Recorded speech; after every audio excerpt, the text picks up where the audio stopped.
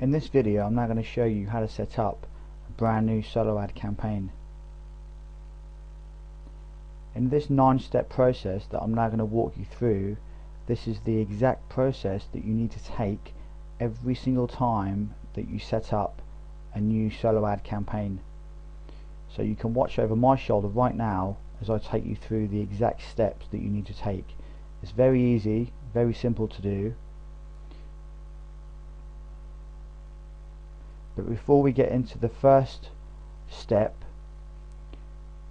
you have to make sure that you have 3 things, and that's your squeeze page set up, your free gift, and your one-time offer. Because remember, without one of those, your solo ad campaign isn't going to work.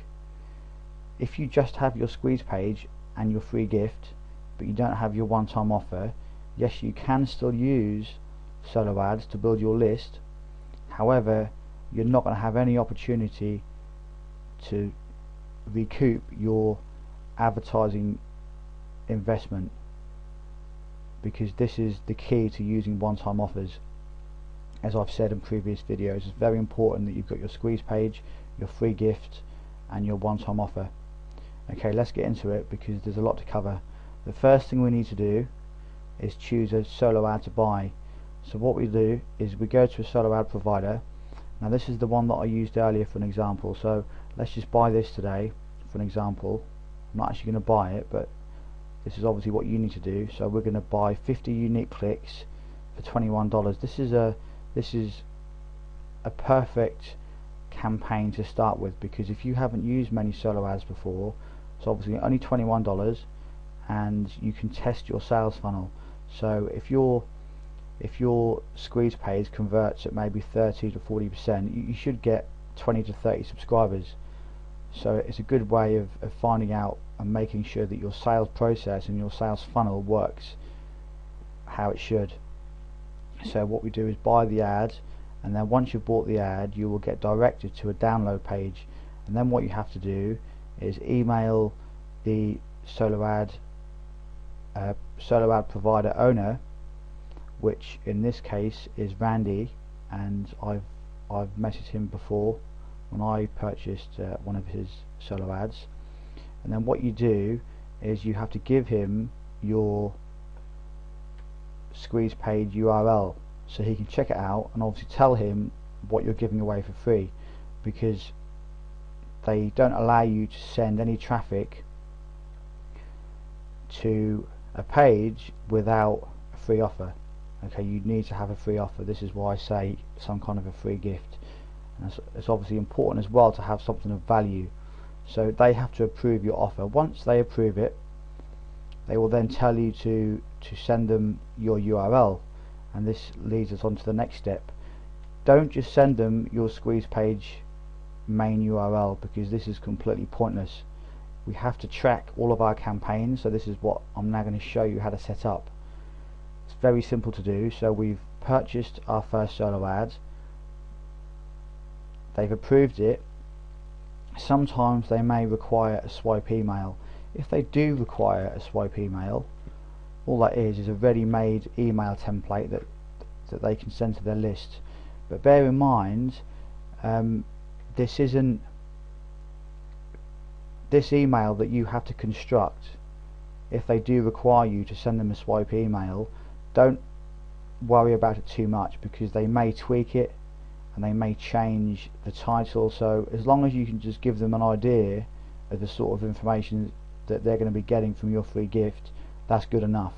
They may tweak some parts of your email, so don't worry about your swipe email too much. Okay, they may change the title so it suits their list a lot more, but have a swipe email ready just in case, and I usually leave mine on my desktop in case I need to send it.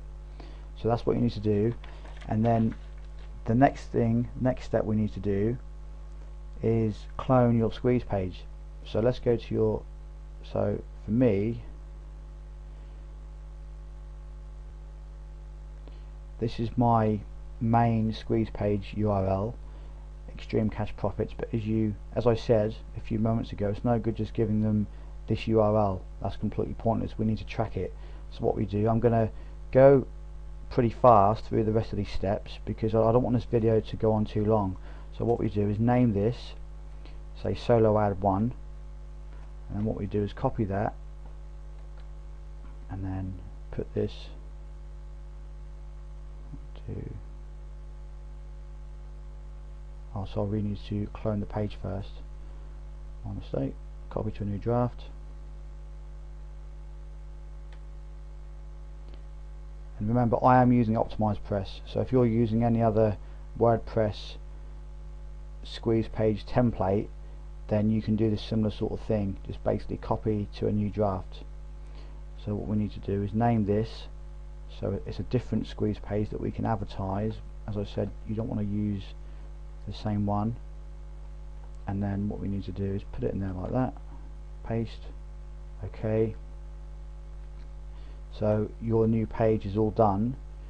Obviously we can't publish it yet because we need to update the code and set up a new tracking ID in our autoresponder. So what we need to do now is go over to AWeber. This is my extreme cash profits list with all my squeeze page tracking IDs, and I've obviously blanked out the left side of the page, and hopefully you can respect that. These are obviously my tracking IDs, my campaigns.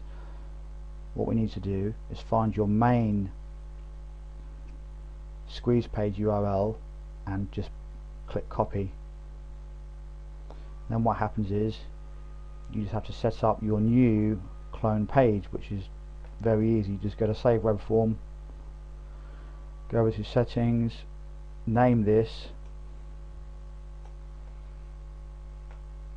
and what I usually do is usually name it the domain where I bought the solo ad from. So if we go here,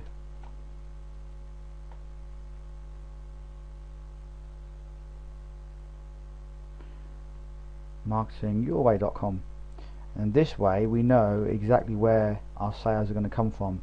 Also, you need to, your one-time offer link URL needs to be in there. Don't forget that, because otherwise you're not going to make any of your investment back. If you haven't got your link in there to your one-time offer, it's just going to go to a subscribe thank you page, a normal thank you page, once they've subscribed, and that's not what you want. You need to send people to your one-time offer. So you save web form, make sure your confirmed opt-in is turned off. Make sure your confirmed opt-in is turned off. You do that by going to your list settings for your main web form, and then confirmed opt-in here, look, and make sure it's turned off. It's in red. Green is on, red is off. Let's go back to our web forms. Go down to the bottom here, you'll see a new one's been created. That's fantastic. We want to publish that. We get our HTML code, raw HTML. This is what you need for Optimized Press. But again, if you don't use Optimized Press, don't worry about it.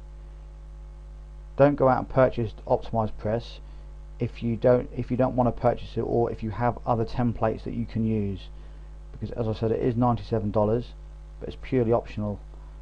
I used Optimized Press because I'm not very good with technical stuff, so that's why I bought it.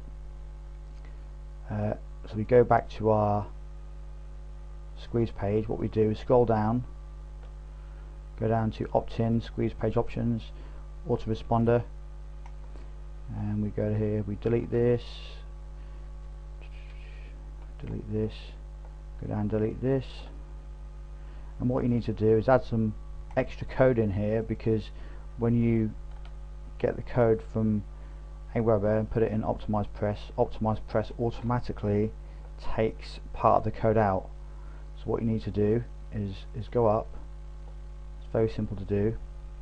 Is scroll up until you get to this bit just here, look, and what you need to do this every time you set up a new form. This is vital, because otherwise it won't track your stats, and that's obviously no good. And all you do is come down here, look in the hidden fields, scroll, make sure you scroll down all the way down. If you don't, that's not going to work, and then paste that code in there like that, and that's done. That is it. So we come up here and then we go to publish. That's as easy as that, and that's a brand new cloned squeeze page set up. It's obviously not the end of the process. There's a couple of more things you need to do. We don't advertise the main squeeze page URL, as I've said, but at the same time we don't even advertise the cloned one either, because we need to track. So now look, you've got Extreme Cash Profits SA1, so for you that'll be your domain, and whatever tracking link there that you want to put in, just so you know that that's a cloned squeeze page. So what we do is go over to Google URL shortener, put your URL in there like that, and then shorten, and that is it. But what you need to do before we go any further, and this is vital that you do this, because the solo ad provider won't always, the person that you bought the solo ad off won't always tell you if it's going to, I mean, obviously he's not going to know which page it's supposed to go to, so it's in your best interest to check it yourself. So check the URL, and it gets redirected to your URL perfectly. That's exactly what you're after. So make sure you check this. It's very important, otherwise all of your solo ad traffic may go to the wrong place. So what we do then is everything's set up, and what I usually do as a test is put test in there like that, and then just put any old email at gmail.com, and then I test it to make sure that it goes through. So let me just show you exactly what I mean, because this is exactly what I do whenever I set up a new campaign. I go to test and then get instant access, and then here we go, it goes to my one-time offer, and this is exactly what you need to do. Obviously this page here is going to be your one-time offer. This is my one-time offer here, and this is where you can recoup some of your investment on this particular page. So what we do is we get this link here, let's copy that, make sure we've definitely got it, and then we go back to the solo ads, we email the person that you just bought, where you just bought the solo ad off, and you send them your Google URL shortener tracking ID. You do not send them any other link, do not send them any of your squeeze page URLs whatsoever. You only send them tracking links so that you can see exactly how many clicks that you get. This is important that you do this, otherwise you aren't going to know where you are. Now that's pretty much the end of this video. So I've shown you step by step how you set up a brand new campaign. This is very important that you do exactly what I've just shown you, because this is how you can track every time somebody makes a purchase through that particular link, through your particular tracking ID. Because what happens is, let's see if I can quickly show you an example. You go to subscribers,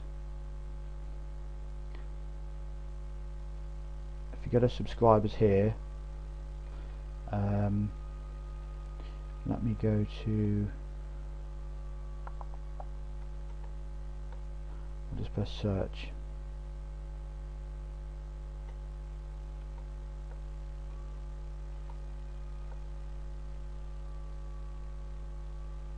Okay, let me just scroll down. Right, so on the left here where it says ad tracking, that campaign that you just set up, whenever you get a new opt-in, in this box here you're going to have marketingyourway.com appear in there. So as soon as somebody makes a purchase on your one-time offer, you can come into your autoresponder account and see which tracking ID that person came from as soon as you make a sale, so you know which campaigns will prove to be more profitable than others. You see, this is exactly what you need to do. If you don't do this, you'll be marketing completely blind, and you're not going to know where all of your profits come from. It's important that you only spend time and your advertisement costs on campaigns that prove to be profitable. Obviously makes sense. So this is important that you do this and don't just advertise one URL of your squeeze page, because if you don't track anything, you aren't going to know where you are. That's the end of this video. It's been a bit longer than I'd hoped, but hopefully you can see the value of this video, and you can of course watch this as many times as you need to until it all sinks in. I hope you've enjoyed it, and I hope you now understand exactly what you need to do whenever you set up a new campaign, and how you track everything at the same time, so you know where all of your profits come from. I will see you in the next video. Take care. In this video we're going to discuss solo ad conversions. After you've purchased your solo ad and you've received all of the clicks from it, then it's important that we look at our stats so that we can determine if that ad was profitable. There's a 5-step process that I usually go through after all of my solo ads are complete. The first thing that I usually do is I go to the Google URL shortener account and just double check to make sure that I've received all of the clicks that I was owed. So say if I purchased a solo ad and they were going to send me 125 clicks, you obviously want to make sure that you've received at least 125. So you come here, check that, and then go straight over to your autoresponder account, because you need to check your opt-in rate. That's the next thing to do. So for this particular campaign, we'll use this one here. This is a recent campaign that's finished. So my opt-in rate was 46%. Next thing you check is how many opt-ins you got, 69. Next thing you check is EPC. So for that particular campaign, you can see that I've had 150 unique displays, 69 submissions, and 46% opt-in rate, which is fairly good. Now next we need to check our EPC. So I'll get the calculator up. So what we need to do is think about how much we paid for the ad. Now for that particular ad that I just showed you, I paid $35. So what you need to do is put in the amount that you spent on the ad, and then you have to divide that by how many opt-ins you received. Now if you remember, I had 69 opt-ins, didn't I? So you divide 35 by 69, and this will give you your EPC, which in this case is 50 cents, which is very good. This is how you work out all your stats and determine if your ad was profitable or not. Next up, you need to find out how many buyers, how many products you sold from those 69 subscribers. Now for my particular campaign, I think I sold about 6 or 7, so I actually made my initial investment back, plus I may have made an extra couple of bucks. But remember, 5 new buyers into my buyers list, and then the other 64 subscribers are in my funnel, so I could possibly convert a lot of those into buyers and customers as well. So now you can see the power of solo ads. They are very profitable and very powerful. So I now know that this particular campaign for me was very profitable. And another thing you have to bear in mind is that, as I've mentioned previously, is your opt-in rate is very important, because this is how you're going to build your business faster, because the higher your conversion rate on your squeeze page, then you're obviously going to generate more subscribers. So it's in your best interest to split test and test different headlines and different squeeze pages to try and increase your opt-in rate and get it as high as you possibly can. Now for me, I can't get mine much above 50%, but I'm happy with just under 50%. It's fairly good. So I have split tested a few times, so if you can get around 50% for your squeeze page, then that's fantastic. So once we determine all of these stats and all of these numbers, we can work out if it's worth us going back to the same solo ad provider and buying some more ads. And this is exactly how you can scale up your campaigns. But I would use the same solo ad perhaps 2 or 3 times before you spend a little bit more money on an ad. Or you could just keep going and just keep buying the cheaper ads. There's no problem doing that. Obviously you'll just need to buy more ads on a more of a regular basis rather than just buy more clicks at once. So this is the 5-step process that I carry out after every campaign. So you can now determine yourself if your actual solo ads was profitable or not. I hope you've enjoyed the video, and now you know exactly what you need to do after every solo ad is complete. But remember, for a few days after most of your clicks have come from your solo ad, you may still get the odd subscriber now and again, and that's absolutely normal, that's fine. But within a few days after most of your clicks have come through, it should be fine to start looking at your stats and working out an accurate conversion rate for your one-time offer and for your squeeze page conversions as well. That's it for the video. I will see you in the next one.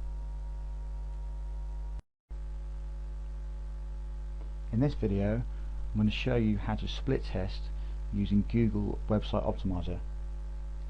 As you can see, I've logged into my Google Website Optimizer account, and I've already created a test previously. Now this is from a few weeks ago, but I'm now going to create a new test so that I can show you exactly how to do it and how to set it up. So log into your Google Website Optimizer account with your Gmail email address, and then go to create new test. Click this one here, the A/B experiment, and then you've got 3 things that you need to do. The first thing, you need to choose one page that you want to test. Now in our case it's going to be our squeeze page, and for this example I'm going to use my extremecashprofits.com. Secondly, create alternate versions of your test page. This is of course important because you want to be able to split test. So what you need to do is go into your WordPress admin panel and copy to a new draft and create 2 alternate pages. If you remember, we did this, didn't we, for the solo ad video.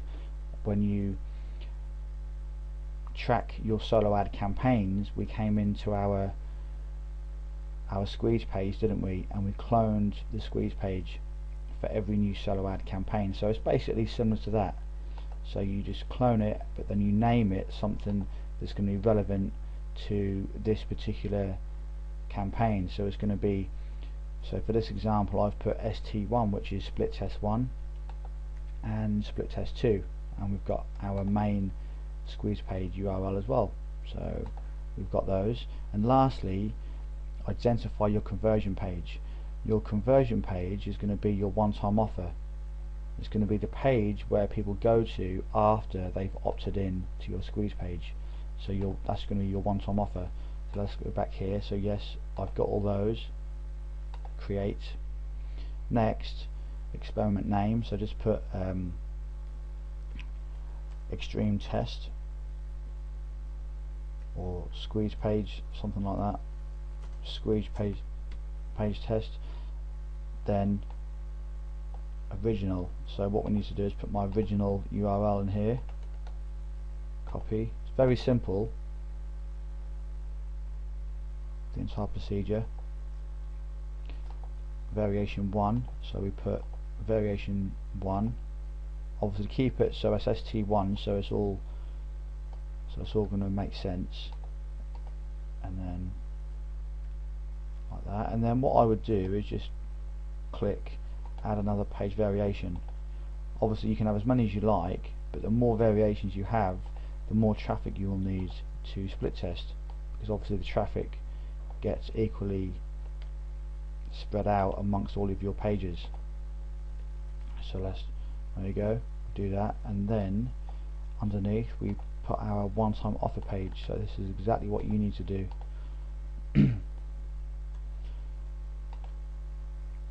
Put that in there and then go to continue.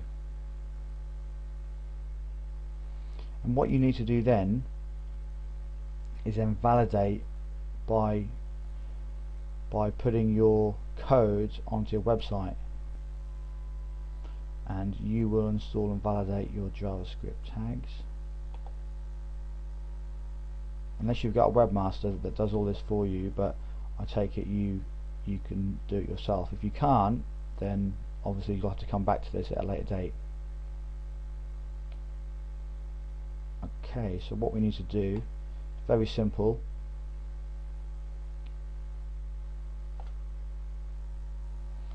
What you need to do is go to your main squeeze page, and you need to copy this code here and paste this exactly where it says here, just after the opening header tag on your squeeze page code. Okay, so go into your squeeze page and put your code in there, and then once you've done that, you also need to put a tracking script in your variation pages. So you go to this one, you go to your ST1 and ST2.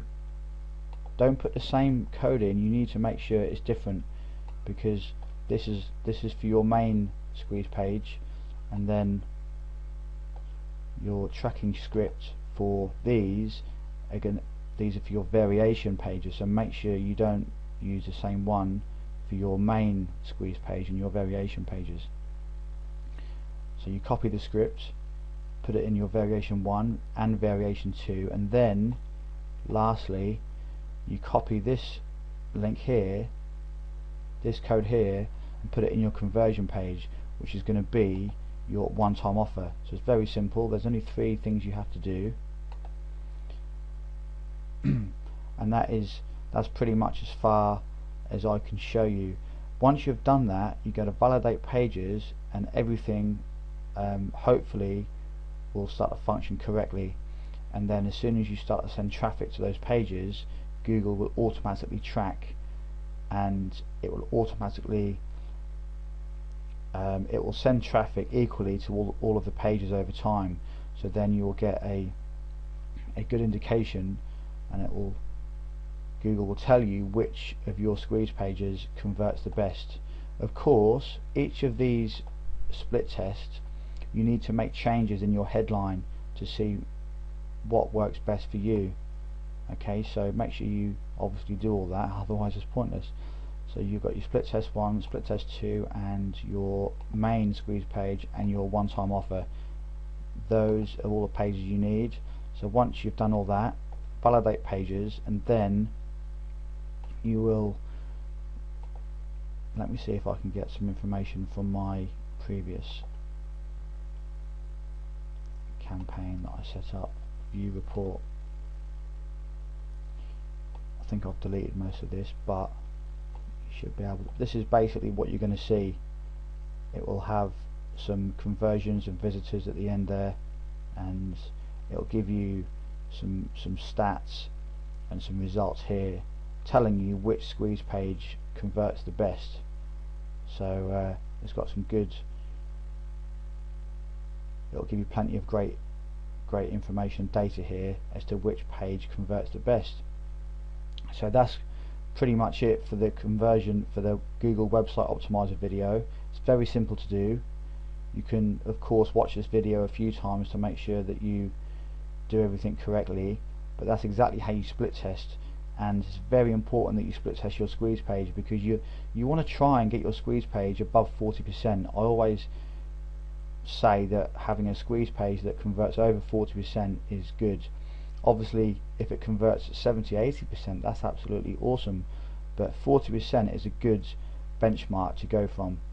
So try and split test your squeeze pages until they convert at least 40%. It doesn't mean you got to stop as soon as you hit 40 or 45%. Just keep going to see if you can improve them any more, by all means.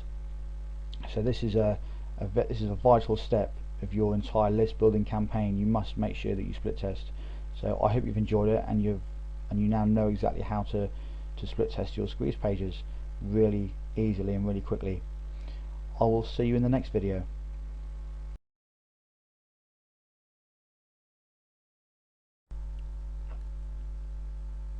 Welcome to the last video in this list building video course.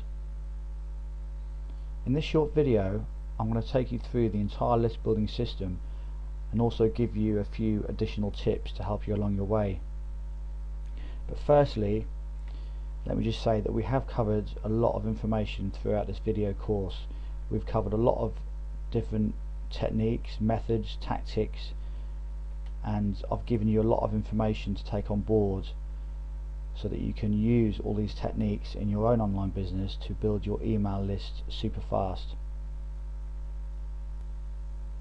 Now these next 5 tips are just going to be extra tips that I want to give you, which are going to help you even more to build your email list bigger and faster, and also some vital tips that are going to help you to build your email list a lot more effectively. Now the first tip is going to be on your blog. Your blog is going to be building your email list 24/7. So by this I mean, don't forget to constantly update your blog and build links, leave comments on other blogs, generate new content on a regular basis, because remember, all of your traffic that you generate to your blog is going to be free, or at least this is how I've taught you to basically set up your blog. All of these traffic methods that you see around your personal blog, these are all completely free methods. So as long as you're very active on your blog, over a period of time you're going to slowly generate more traffic to your blog, and then of course you're going to funnel that traffic from your blog into your squeeze page. So it's imperative, very important, that you remain very active on your blog and you constantly update it and you add more content, videos, so that you can generate more traffic and build your email list even bigger. The next tip is you always want to track your blog opt-in boxes or blog opt-in forms. Okay, so whenever you include a sidebar opt-in form on your blog, or you include an opt-in box at the bottom of any of your blog posts, or you have a link in your nav bar, anywhere basically on your blog, you want to be tracking all of these opt-in boxes, because it's very important that you do this so that in a few weeks down the line, or a few days or a few months, if you have converted any of your prospects to customers, it's very important that you know where those prospects have actually come from. So in a few months time you can determine where your most profitable customers are coming from. If there's a little bit of a trend that starts to happen and you see that a lot of your customers come from your blog, then that will obviously make sense for you to put more time in your blog to generate more traffic to your blog, and then obviously that's going to generate more customers.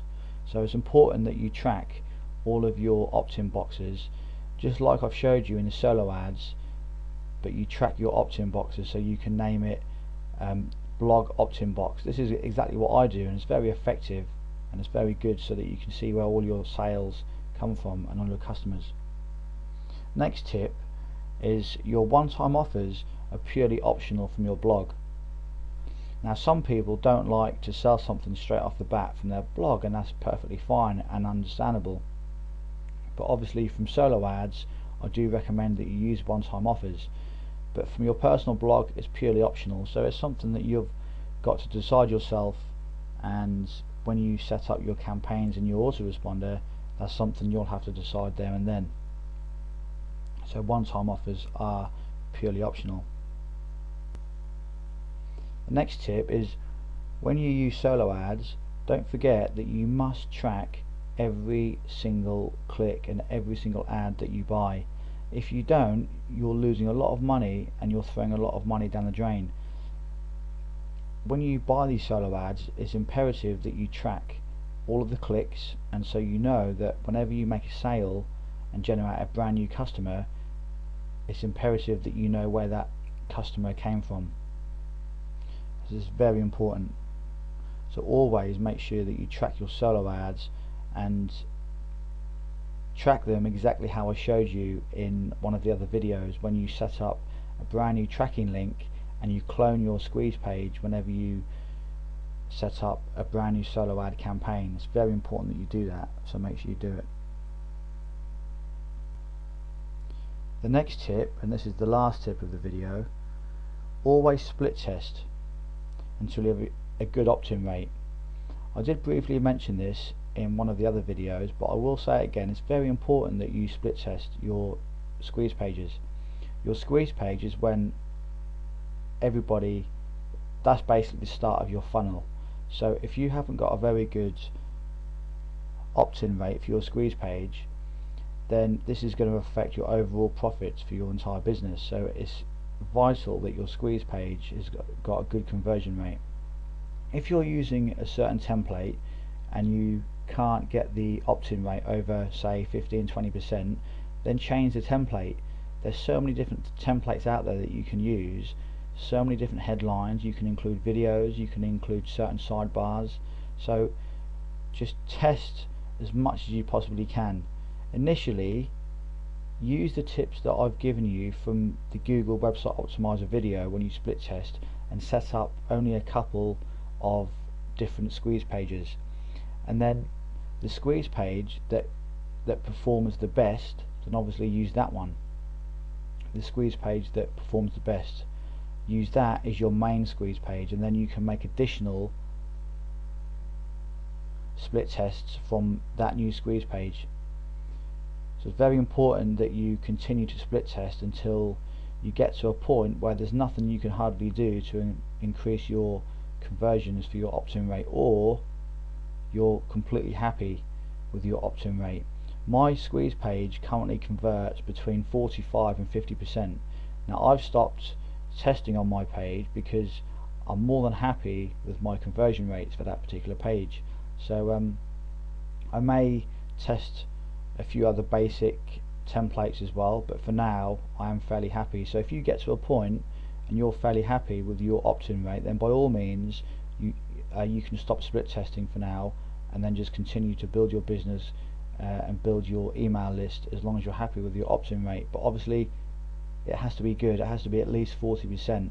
If it's not at least 40%, then you're losing a lot of traffic and a lot of subscribers. So make sure it's at least 40%. If you can get it over 50, maybe into the 60s, then that's absolutely fantastic.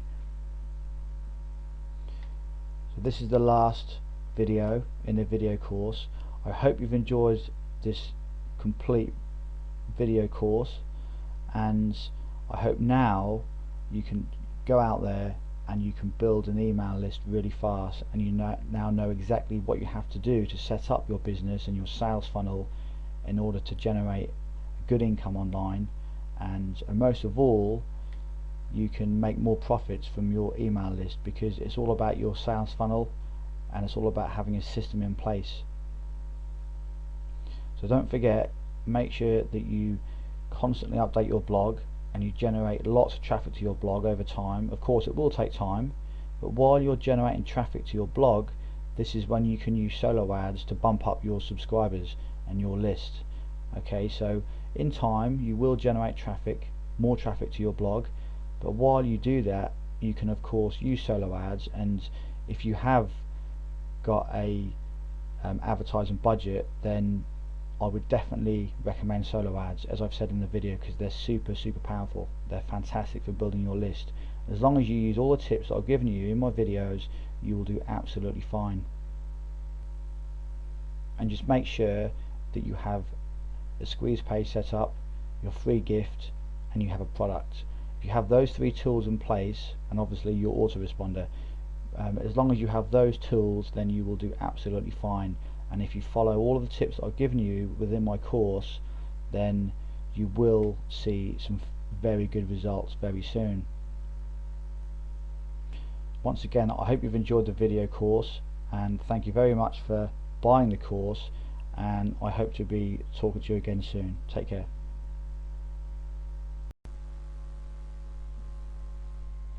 In this video we're going to discuss the importance of you having a good sales funnel in place. As you can see in front of you, there's a mind map that I've put together so you can see how a basic sales funnel works.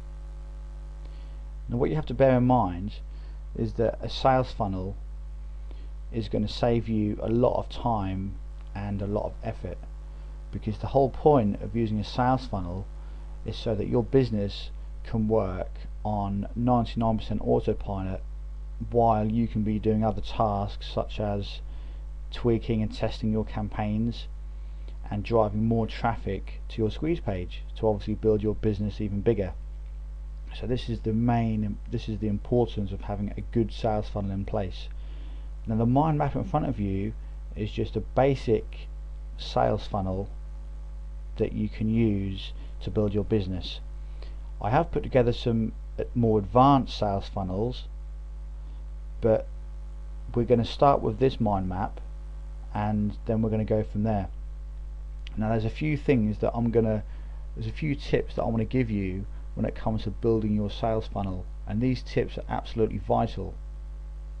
Now firstly, as I did just briefly mention, your sales funnel must work on 99% autopilot. Now the reason why it must work on 99% autopilot is because you don't want to have to log into your accounts and to constantly manually do tasks all day long to build your business. The whole point of using a sales funnel is so that you can build your business as fast as you possibly can and with the most efficient means possible, and by that you use an autoresponder and a squeeze page, so everything is taken care of. Your autoresponder follows up with your prospects and it automatically segments people into buyers lists. So you have to remember that when you're driving traffic to your squeeze page, as you can see at the top here, when you're driving traffic to build your business, you're going to be driving traffic from lots of different areas, which we will discuss in different videos.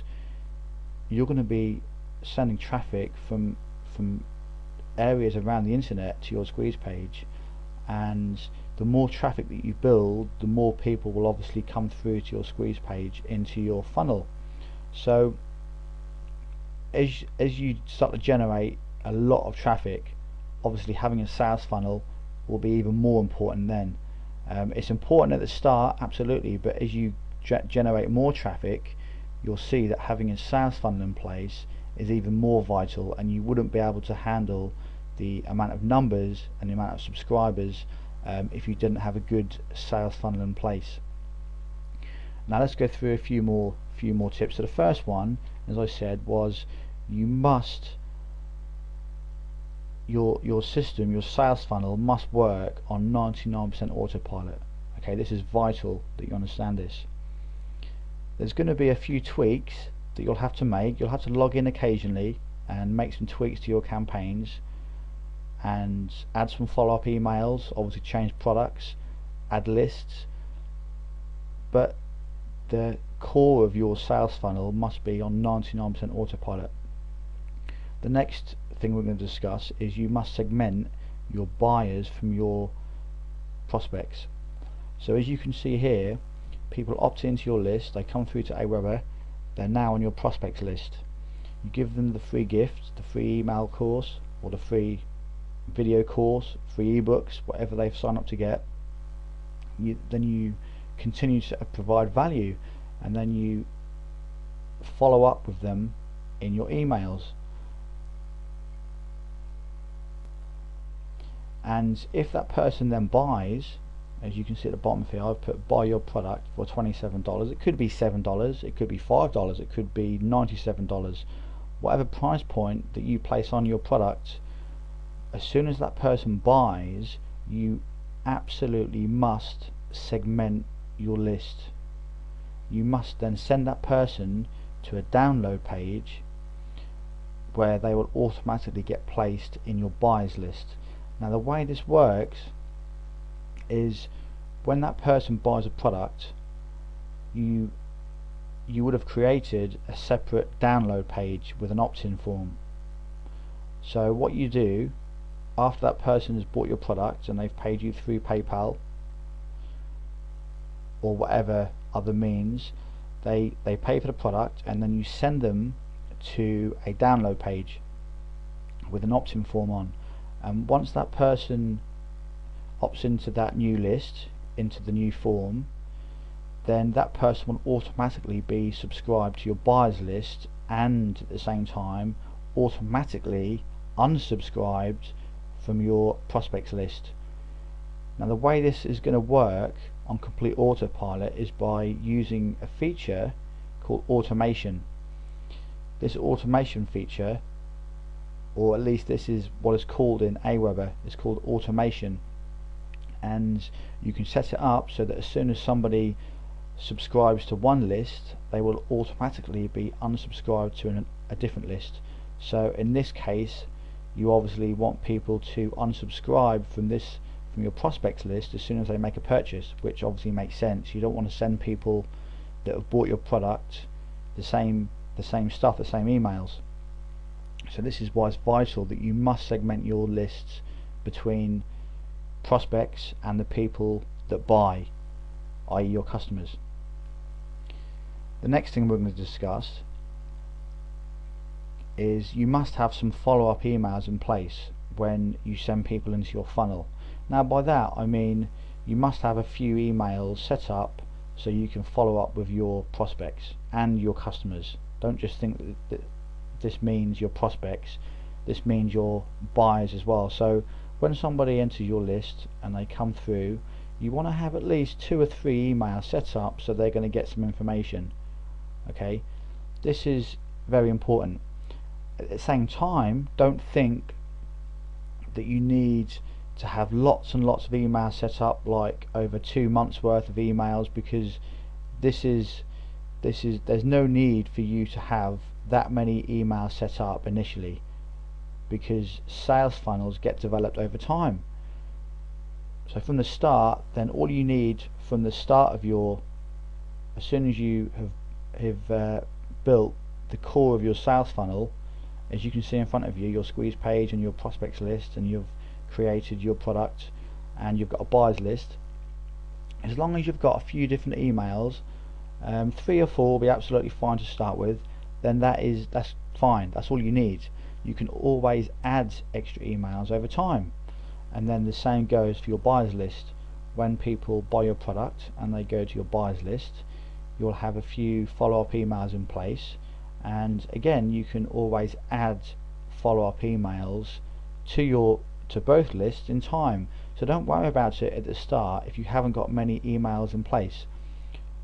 As I've mentioned previously, in the videos that I give away for free on one of my other lists, I've currently got about 30 days worth of emails, but I didn't build that straight away. That took me a few months to obviously develop my sales funnel, so I had all that content, because it obviously takes time to provide all this content within your follow-ups, because they are, I mean, for me they're like big articles full of plenty of juicy content, so it does take time.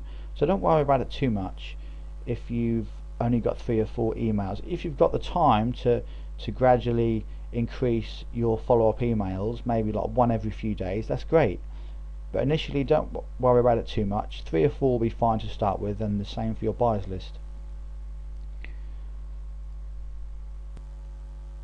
So this is your basic model of your sales funnel. This is a very, very basic model. However, you could build your business very, very well by using this one sales funnel model alone, because you're sending people to your squeeze page, they go into your prospects list, and you continue to add value over time, and then as soon as that person buys a product, you then segment your list and send them to your buyers list, so they are then no longer on your prospects list, they're actually a customer of yours on your buyers list.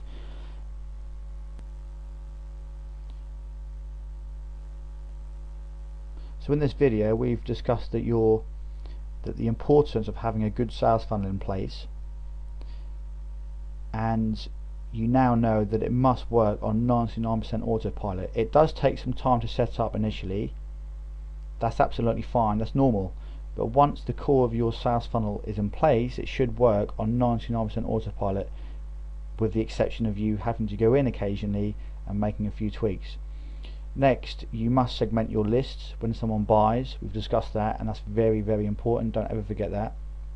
And you must have some follow-ups in place when you initially build your system, when you build your sales funnel. So you don't need too many emails, but 2 or 3 on each list, on your buyers list and on your prospects list, will be absolutely fine. And then you can add your follow-up emails to your sales funnel as time goes on. And don't try and build everything at once. So when you initially build your sales funnel, you can always add plenty more content over time. So don't worry about having a massive sales funnel in place from the start where you follow up over like 2 or 3 months. There's no need. Initially, keep it small, and then you can develop your sales funnel as time goes on. That's the end of this video. I hope you've enjoyed it, and I will see you in the next one.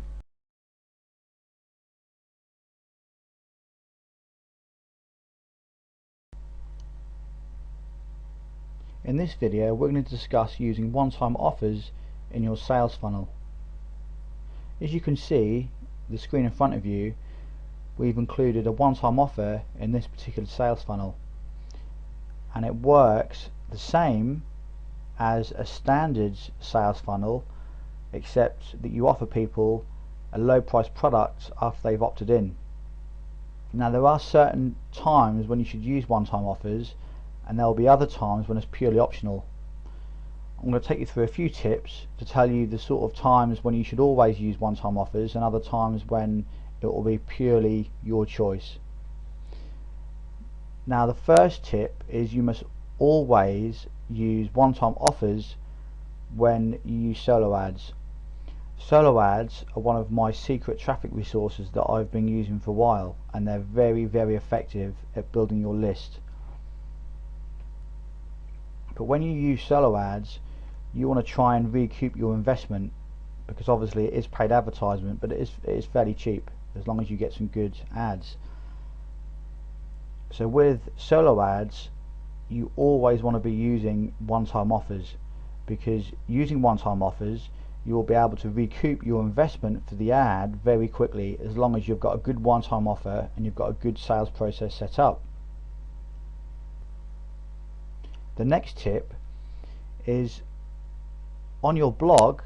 When you build your list from your blog, which I hope you do, because it's one of the things that I always recommend, is that on your personal blog you have an opt-in form either below your posts or in your sidebar. When you build your email list from your blog, to include a one-time offer when people opt in from there is purely optional. Okay, this is something that only you and you can decide. Everybody has different products, everybody provides different information, so this is something that you'll have to decide yourself based on your choices and your preferences. So if you'd rather not sell a low price product from your blog, because obviously as soon as somebody opts in, they're going to see a one-time offer, a low price product from maybe around $5 to $11. So on your personal blog, if you would rather not offer anybody anything to buy upon them opting in, that's absolutely fine. That's purely your choice. You can change, you can only you can go into your AWeber or go into your autoresponder account and change some settings and advertise your opt-in form and set it up so that it doesn't include a one-time offer. That's very easy to do, and that's absolutely fine. But as I said, when using solo ads, it's very important that you use one-time offers, because it's a very, very important and a very profitable way of recouping your solo ad investment. The third tip we're going to cover is when you use solo ads, they should be very, very cheap. They should be low price products. You shouldn't be trying to hit people with $27 products upon them opting in, because remember, it's cold traffic. They don't know you, there's no relationship there, so they're going to decide to buy your product purely on the price point and how much value that you can give them based on the first time they see your sales page after they've opted in. Okay, so just remember that. So your one-time offer product should be low price, and I'm talking around $5 to $11. One of my one-time offers that I currently use converts really well, and I sell it for $5 and it converts really well, but I do give away plenty of value in that product. So I would highly recommend that you stick to around $5 to $11 and don't go above that, because if you do, then your conversions will get very, very low and you may not recoup your investment for your ad. Of course, during the one-time offer stage, this isn't the only opportunity that you're going to have to make money from new subscribers. Of course, you know, they're going to go into your list and you could make a lot more money down the line. However, it's always good to have the mindset of trying to make your initial investment back very early, because then if you've made your initial investment back from your solo ads, from your one-time offers, then everything else that you get from all those new subscribers will be pure profit. And obviously this is a winning campaign, and this is what we're after, and this is what we're trying to achieve. So let's just go through this quick sales funnel. So somebody opts into your page, they see your one-time offer, and now they've obviously got two choices. They can either buy it or not buy it. If they do, then they go through into your buyers list on the left here, and then you send them their product in the follow-up. They obviously go to the download page, thank you page, they go onto your buyers list, and then after they're on your list, you again, which I always say, is you continue to add value through your follow-up emails. So you've got your email set up here. If they don't decide to buy, that's absolutely fine. It's no problem, because you wouldn't have sold anything anyway, so you haven't lost anything. They come to your prospects list, and then when they join your list, you provide plenty of value, and then over the course of your follow-up email series, if they then decide to buy through one of your emails, then you of course segment your list, as we've mentioned earlier. You segment your list and you send that person to your buyers list using the automation feature, so everything gets done automatically. As I said, you want your sales funnel to work 99% on autopilot. So this is the sales funnel and sales process of using one-time offers in your business, and this can be a very profitable way of making some extra money when using solo ads. So this is something that I would highly recommend that you use when you use solo ads, but again, on your personal blog and in other areas it is purely optional based on your personal preferences and choices. That's it for this video. Hope you've enjoyed it, and I will see you in the next one.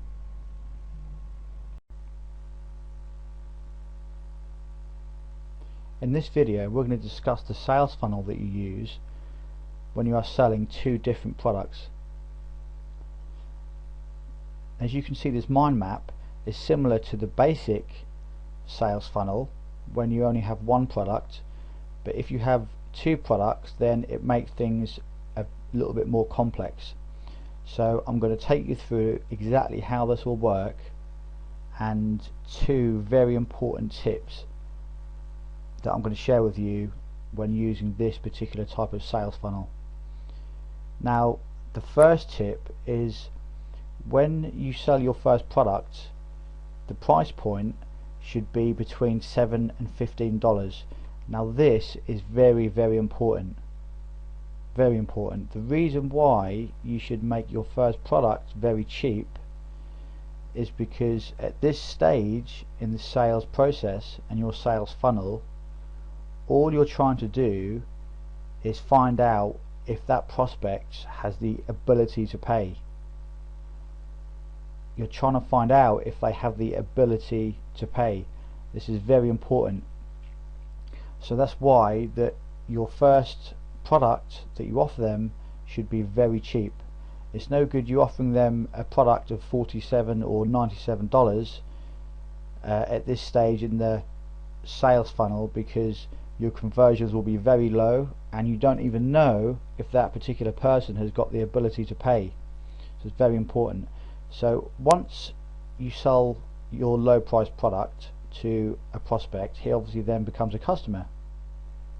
So then he's transferred over to your buyers list number 1, and then the same process then starts from the start of your buyers list.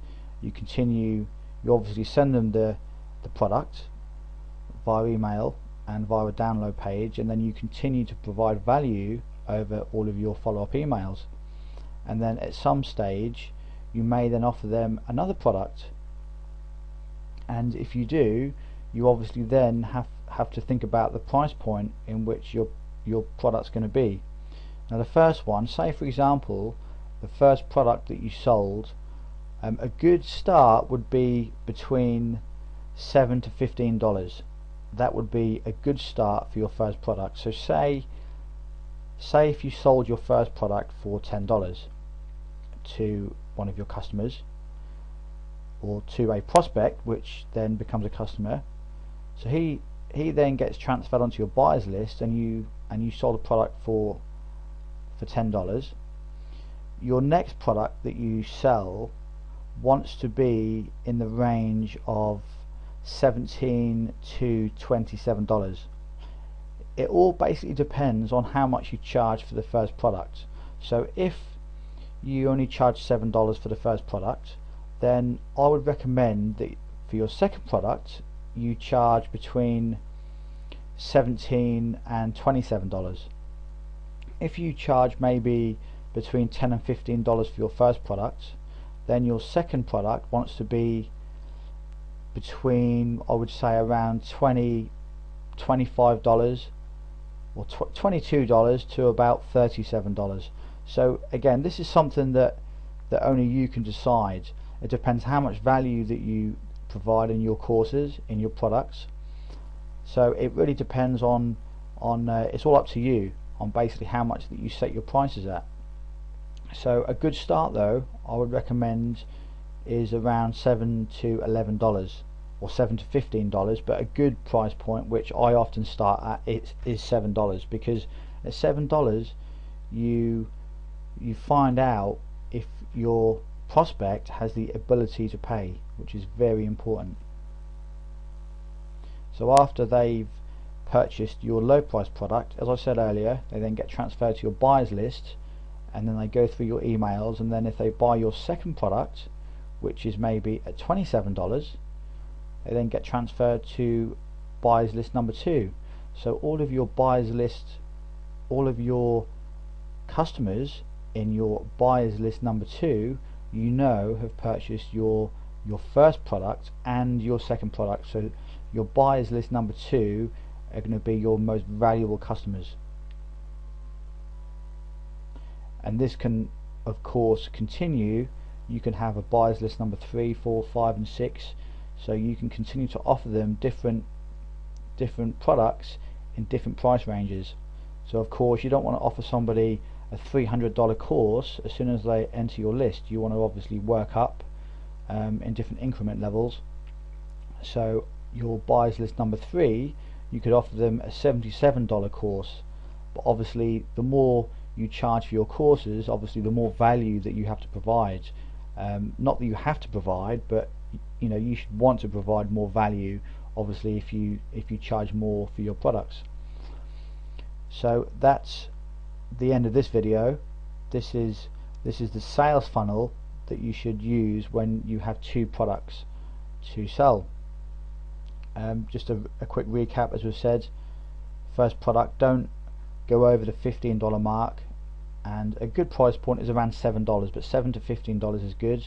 And then when they go onto your buyers list, number 1, you can then offer them another product, obviously going a little bit higher.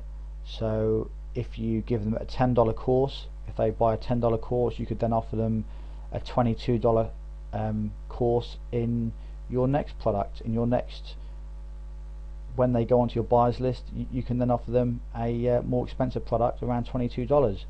But as I said, it all depends on how much you charge for your first product. And that then depends on how much you charge for your next product and the next one after that. I hope you've enjoyed the video. I will see you in the next one. In this video we're going to discuss the advanced sales funnel with a one-time offer and 2 products. As you can see, the mind map in front of you seems a lot more complex than any of the other mind maps that I've shown you so far. This particular sales funnel has a one-time offer, has 2 products that you sell, and it also has an upsell. And I'm going to walk you through exactly how this entire sales funnel and sales process works. It's really simple, so don't look at this and think it looks really complex and you'll never be able to use it in your own business, because believe me, you will. It's very simple to implement. So firstly, I'll walk you through the entire process, and then I've got 2 tips that I want to give you that are vital when using this particular sales funnel. So as you can see at the top here, we've got our squeeze page as normal. So people come into your squeeze page and you present them with the one-time offer, which, as I've told you before, you want to make it between $5 and $11 for maximum conversions. Obviously anything more than 11, then your conversions are going to start getting really low. And then you give them the opportunity to buy your one-time offer. If they do buy, that's fantastic. They go through and they go through to your thank you page, which is now an upsell. So what you do when they buy the product, when they pay for the product through PayPal, you then redirect them from PayPal to, which would usually be the download page where they download this particular product that they've just purchased. But you don't. In this particular sales funnel, it's a lot more effective and a lot more profitable. What you do is send them to another offer, which is a $17 upsell. So the thank you page is now another offer page, and this is how you can make your campaigns, especially when you use solo ads, a lot more profitable. This is a fantastic way to increase your profits, and this really does work. So your thank you page is now your $17, or I mean, it could be a $10, it could be a $27. Remember what I said, all depends on how much you charge at the start. But because we're charging like $5 in our one-time offer, $17 seems like a good amount to charge for our upsell. So then you give them the opportunity to buy your upsell product, which is obviously a related product to the first one. If they buy that, that's fantastic. They then go through and you then put them on your buyers list number 2, because they've just purchased both products and they are a very valuable customer. If they don't buy the $17 upsell, which some won't, then you just put them on buyers list number 1, because they've obviously still purchased your product, which was your one-time offer. So then you put them on your buyers list number 1. Of course, if they don't even buy your one-time offer, then you put them on your prospects list, which is exactly what you would do anyway, and you just follow up with them until they decide to make a purchase. And at some stage, as long as you provide plenty of value and you build a good relationship and you build plenty of trust and credibility, then, and you offer them some good low price products with plenty of value, then some people are going to purchase. And when they do, they obviously go to your buyers list. And as you can see on the left here, at the far left, you can even give them a second upsell on the thank you page from your $17 product. But again, this is getting into really advanced stuff, but I will touch this at the end of the video. But I'm going to take you through a couple of tips right now which you must remember to implement when using this particular sales funnel. Now the first tip is, on your one-time offer page, you mustn't offer them the same product within your emails at the same price. Okay, so say if you offer them a $5 product on your one-time offer page, and in your follow-up sequence emails you're trying to sell this same product, which is completely fine. If you are trying to sell them the same product which you showed them at the one-time offer stage, you must make it more expensive, because otherwise you're going to lose all your credibility. So on the one-time offer page, say if you offer them your course for $5, within your emails you must make it more than $5. You must make it 7, 10 or 11. Obviously not too much more, because it's going to start to cause a lot of problems, but make it more expensive than what it would have been on the one-time offer stage. So if that was $5, then make it $7 or $10. That'll be fine. Now the next thing you have to bear in mind when using this particular sales funnel is when you use upsells and the visitor decides not to buy anything, you must provide them with a link where they can download the previous product that they just bought, because otherwise they're going to get really upset. You're going to get a lot of emails and your system isn't going to work very smoothly, because remember what I said quite a few videos ago, and I always say this: you want your sales funnel to work on 99% autopilot. You don't want to have to keep coming in and sending people products, because this defeats the whole object of having an online business and using a sales funnel. Okay, you want to make it as efficient as possible.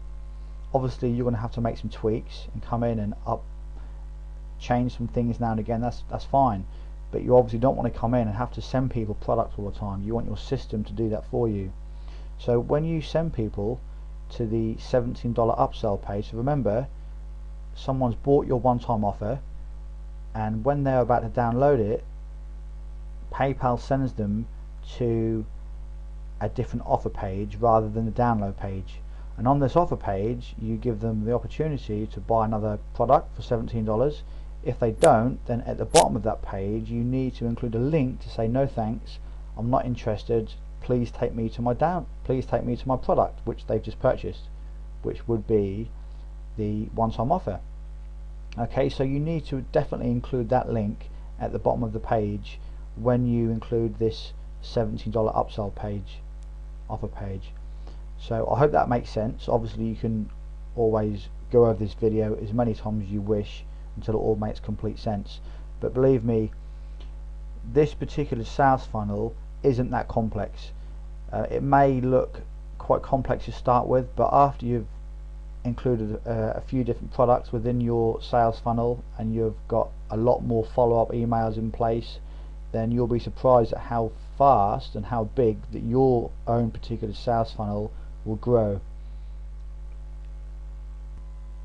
So those are the two tips that are vital that you must use when using this particular type of sales funnel. You mustn't include the course at the same price within your first lot of emails as the one-time offer. It must be more expensive. And secondly, remember to always include a no thanks link on any upsell page. Basically, I mean, I use this one for example because we only use one in this particular example of this process. And lastly, before we end the video, I want to quickly discuss this option here. As I said, you have another option to include another upsell on the thank you page, and by all means you can implement this technique. It works really well, because remember what I said to you is your one-time offer page here is to get people to find out if they have the ability to pay, and not only that, is to recoup your investment. And once they get to the $17 offer page, if they buy that, you obviously know they're a very hot buyer, and they're going to be in your buyers list number 2. But before you put them in your buyers list number 2, you have the option, obviously they're going to go to PayPal again and buy this product. You then have the option of sending them to another offer page for say $47. Now again, this is purely optional. One upsell is usually fine, but 2 upsells, if you'd like to implement any more upsells in your sales funnel, again, this is for you to decide only. and this is purely optional, and this is something that you have to decide yourself. But you could include another upsell, but remember what I said, always include a no thanks link at the bottom of the page so they can download their previous products, so you don't upset anybody or you don't start getting emails again. You want your system to work 99% on autopilot. So this is another option for you to consider when you build your sales funnels out. So I hope this video has made sense on what your end process should look like, your end sales funnel. This is pretty much how your sales funnel should look. You should have a one-time offer. I mean, definitely when you use solo ads, you should have a one-time offer, obviously a prospects list, a buyers list, a buyers list number 2, and have some upsells in there as well, because having upsells definitely increase your profits, especially when you use solo ads. But in general, you can use upsell pages as well. They work really well. But again, it's purely your choice.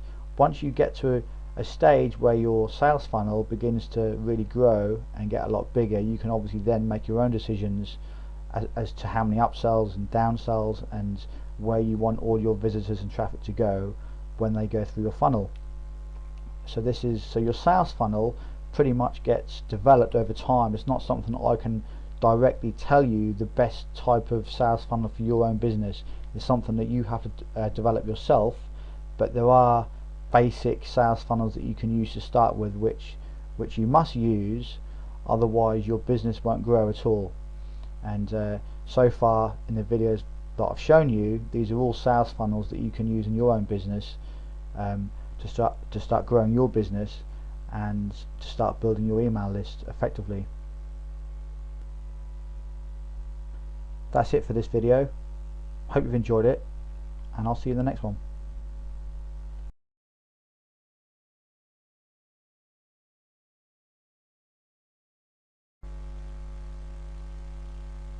In this video, I'm going to show you how to create high converting squeeze pages. The first thing we're going to discuss is the headline of your squeeze page. The headline of your squeeze page is the most important part of your entire squeeze page, because this is the first thing that people see when they come to your page. So you've got to make sure that you've got a good headline with a good call to action, and it makes people want to read more, and it makes people want to stay on your page for longer to find out more. The first tip is going to be use power words in your headline. Power words, I mean words like reveal, free, basically words that really pull people in, and it creates attention. I've also used the word cash sucking, because cash sucking is a lot better than using the word making. I mean, I could have put how to make money with AdSense and Amazon affiliate sites, but that doesn't sound very good, does it? So I chose the word cash suckings because it basically improves conversions and it holds people to the page more, and this is exactly what you're trying to accomplish with a squeeze page. So I use a lot of these different power words in my headline. Now what I've done is I've included a big list of power words below this video, so you can copy and paste them into a notepad of your own, and you can use all those power words when you want to make your own headlines for your own squeeze pages, and they're going to help you a lot. So there'll be a big list below this video, so grab them when the video's over. So the first tip is to use power words in your headlines. This is imperative that you do this, because without power words your headline won't look very exciting, and it's not going to pull people in, and people aren't going to want to stay. It's just a fact. Okay, headlines need to pull people in, otherwise your conversions are going to plummet, and if you haven't got good conversions, then this entire list building system that I'm going to teach you isn't going to work if your conversions are really low. I mean, it will actually work, but you're going to need a lot more traffic to get subscribers, and obviously that's, you know, the key is to try and get as many subscribers with the smallest amount of traffic. So so make sure you include power words in your headline. The next thing we're going to discuss, the next tip, is include videos in your squeeze pages, because they generally increase conversions. Like I say generally, sometimes there will be a few exceptions when you may include a video and it might actually lower your conversion. However, most of the time videos will increase your conversions, whether it be a screenshot, kind of a screen capture like what I do in this video, or you could actually show yourself on video. So any type of video generally increases your conversions because people love to watch videos. But that's not to say that if you always use a video you're always going to get a better conversion rate than if you just use text. But this is where your split testing comes in. Obviously you need to split test a capture page, sorry, or a squeeze page that you create with a text headline, and a completely a squeeze page which is made up of mostly text, and split test that against a squeeze page which has a video on it, and then you can then test to see which squeeze page converts the best. Tip number 3, you want to try and use numbers in the headline. As you can see, I've used $150 to $700 per month. Numbers always hold people's attention more, they create more attention. So again, numbers in the headline are a big one. I always try and use numbers in my headlines. They work really well. Next thing is the bullet points. Bullet points are really important. Even though they're below the fold, people do still scroll down. Now the key to bullet points is they must pull people in. Okay, I haven't just wrote a few sentences here and left it at that. I've carefully worded these bullet points so it makes people want to opt in to watch my videos. So for instance, the first bullet point, 7 things every site you build must have. Without just one of these you are doomed for failure from the start. This is, I mean, all these bullet points are completely true. If you watch my course, then these are completely accurate, because I do show you like 7 different things that you must have, and these are all completely true. So obviously don't tell any lies and stuff on your squeeze page. Make sure everything's accurate and the truth, but just make it sound more exciting than rather than just having a boring one line of text which doesn't sound very good at all. I could have put on here 7 things to have on your site to make more money. You know, I could have put that, but that doesn't sound very interesting, does it? So instead I've put 7 things every site you build must have. I've capitalized that. Without just one of these you are doomed for failure from the start. So it's making people think, well, these 7 things I must have on my site, have I got them on mine?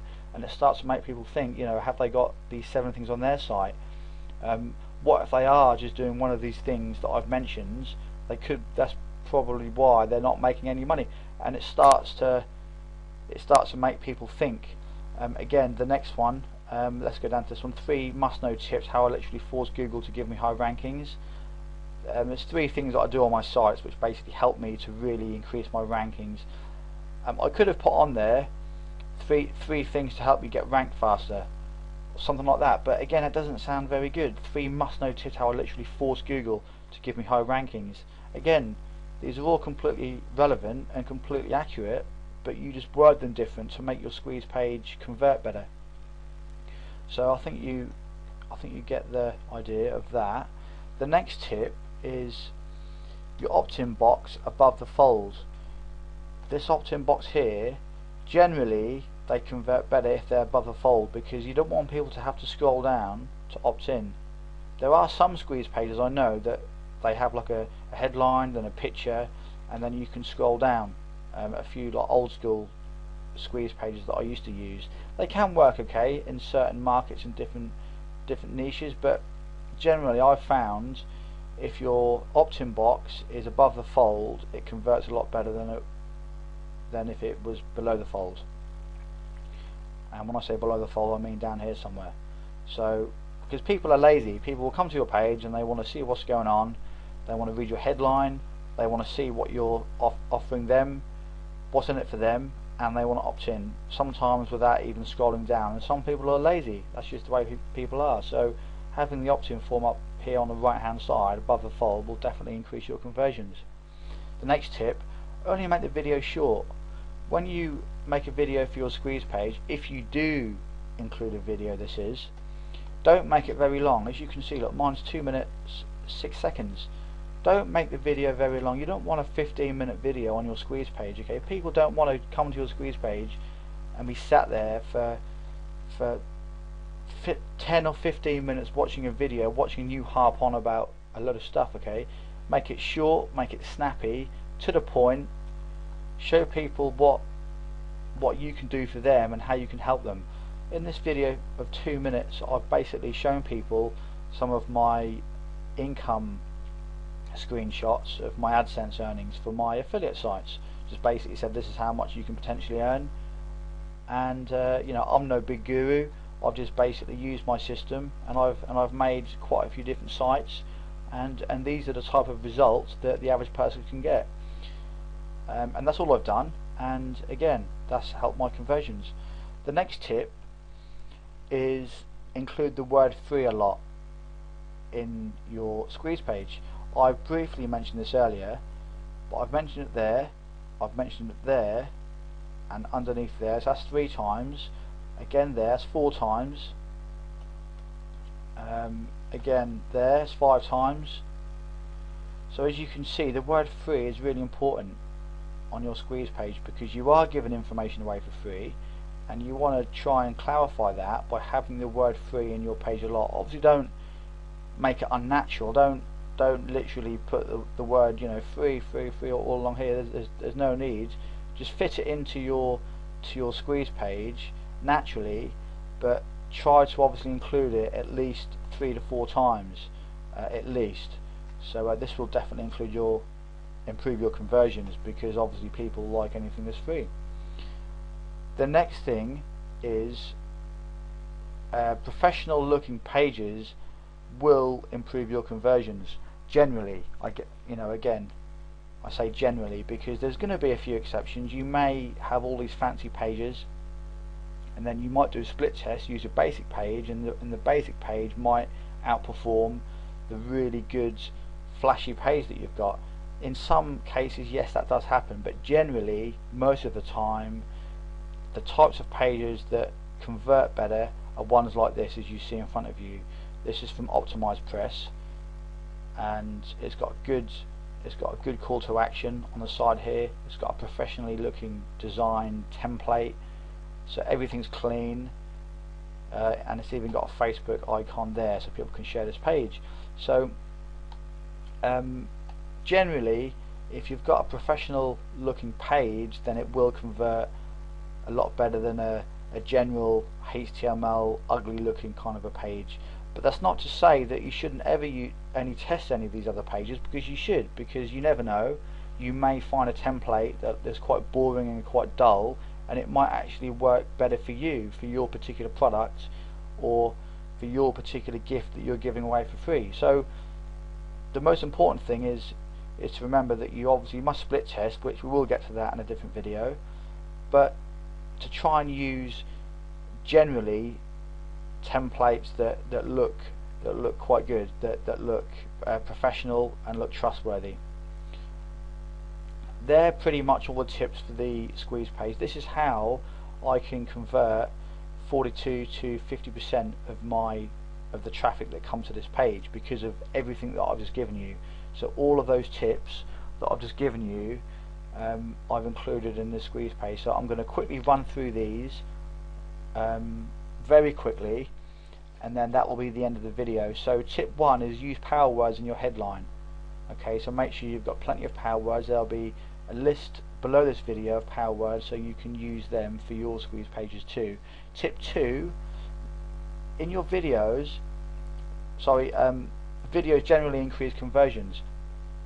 So whenever you create your squeeze pages, if you can, try and create a video of some description. Sometimes you can't, or sometimes you won't want to use a video. That's absolutely fine.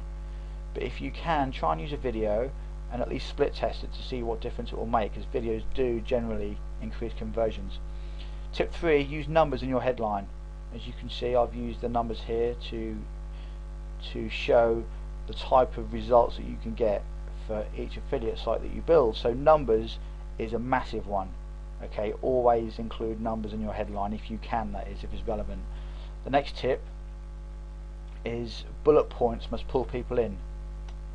So make sure that your bullet points pull people in, and your bullet points sound interesting rather than just one boring sentence. Okay, so that's a great way to improve your conversions as well. Only make your video short. If you do make a video, try and make it less than a few minutes long. As I said, you don't want to bore people by having a video that's like 10 or 15 minutes long. There's no need. A squeeze page should be short and snappy, just to get people to opt in, and that's all you need people to do. You don't want people to be sat there watching a video of you harping on for ages. The next tip is your opt-in box should be above the fold for the best conversions. Again, on the side here, as you can see, people don't have to scroll down to get my video course. They basically opt in as soon as they come to the page. Next tip is include the word free in the page as much as you can. Okay, as long as it sounds natural, that is. So include the word free 3 or 4 times, if not more, in your page, and that will definitely help to improve your conversions also. The last one, professional looking pages generally convert better than ugly looking templates. This is true in most cases, but as I said, split test the pages that you use so you can find out which pages work for you for your particular offer, because remember, not everyone's offer is going to be the same. This page might convert really well for me, but it might not convert well for you. So this is where you need to split test your different pages, your different squeeze pages that you use, and different headlines, but we will get into that, as I've said. So that's the end of this video about how to create high converting squeeze pages. I hope you've enjoyed it, and remember to use all the power words at the bottom of the page, and also you can go over this video if you've missed anything.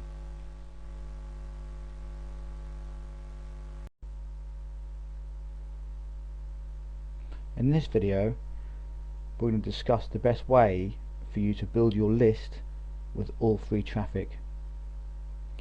As you can see, the mind map in front of you, we've got our personal blog at the top there with all of our traffic methods set up, driving traffic to our blog, and then we will of course send all of the traffic from our blog to our squeeze page and to our email list. And this particular tactic that you see in front of you, this is the most powerful way to build your email list, and this is the most powerful way to build your business, because the way your blog is going to work is it's going to act as a pre-selling tool, and it's going to build trust and credibility for you, so that when your visitors subscribe to your list, they will already be much more qualified and targeted, rather than sending cold traffic from these traffic methods directly to your email list, directly to your squeeze page. Let's just run through some of these traffic methods, and then I'm going to give you 3 very important tips at the end which are vital when you're using this particular method and this particular process when building your email list. Now the first one, social media. It's obviously very important, so you can create Facebook pages and funnel traffic to your blog from your pages. Create articles. Easine articles are a good directory. There's lots of other article directories out there, so spread yourself around and get your articles out there, driving traffic to your personal blog. SEO, so this is going to be from Google, Bing and Yahoo, but obviously don't spend too much time trying to generate traffic from search engines, because if your rankings do ever drop, then obviously you're going to lose a lot of traffic if you get most of your traffic from search engines. So spread yourself around and use all these different methods for getting traffic. Your email list, you can drive traffic from your email list to your blog posts. So if you've got any good blog posts that you think your email list will like, then send them to your blog, and although they will of course already be on your list, so they're not going to actually be able to sign up, they will still help you to build your list, because they will give you exposure to your posts. If you've got any social media icons, which you should have, like Facebook, StumbleUpon, Digs, Google Plus ones, then the more exposure you get to your blog posts, then this is going to help you to build your list even bigger by getting more traffic to your blog posts and your blog. So your own email list, the bigger it gets, will just help you even more to build your business. Videos, so you can use YouTube to upload some videos and drive traffic back from YouTube to your blog. That's a great way of getting plenty of traffic. Free reports. This one is a good little way of getting plenty more traffic. So if you release any free reports out there to your subscribers, obviously tell everybody that they can pass it on to whoever they want. You will get viral traffic from lots of areas. Obviously that's all coming from your report, but if people give your report away for free to their friends, then you can get a lot of traffic, as long as you leave your links within your report back to your blog, then you will generate plenty more traffic. Social bookmarking, this is going to be from places like Dig, StumbleUpon, so this will give you some good traffic. You know, as long as you write good quality articles on your blog, then this will all help for you to get exposure, and of course build you some social bookmarking links, which are all always going to be helpful. Viral word of mouth traffic is very important, because the more quality information you provide in your blog and in your email lists and in your free gifts, then people may tell their friends about the blog, so then you may get more traffic that way, and you'll be able to build your business even bigger. So and viral traffic, so this is going back to your free reports. If you release any reports or any good articles, then that might get your article may get syndicated around the internet, giving you plenty more viral traffic. So that's another great way. Referring blogs, so this is basically blog comments. When you comment on people's blogs and you leave a link back to your blog, this is a fantastic way to build links, plenty of good link juice, and to get plenty of good traffic. So try and take part in discussions and other blogs, obviously in the internet marketing niche, and you'll be surprised how much extra traffic that you'll generate. Other search engines, so this is pretty much Bing and Yahoo, ask.com as well, all the small search engines, but they all help.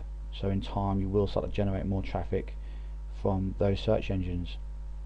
And forums as well. Forums is one of the best ways to generate some high qualified traffic, because obviously if somebody's part of a forum, then they're obviously passionate about that particular interest.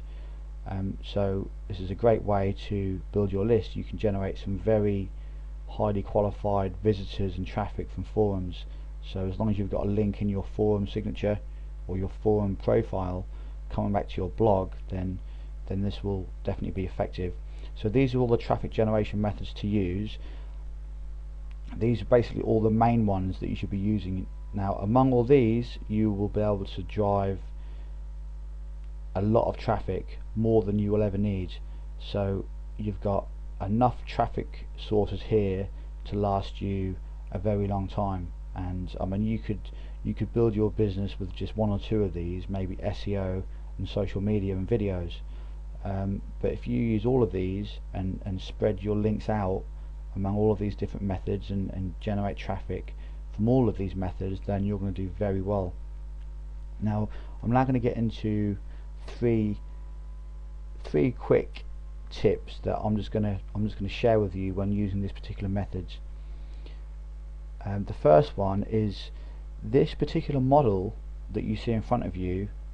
Again, I will say it's very, very powerful. This is the best way to build your email list.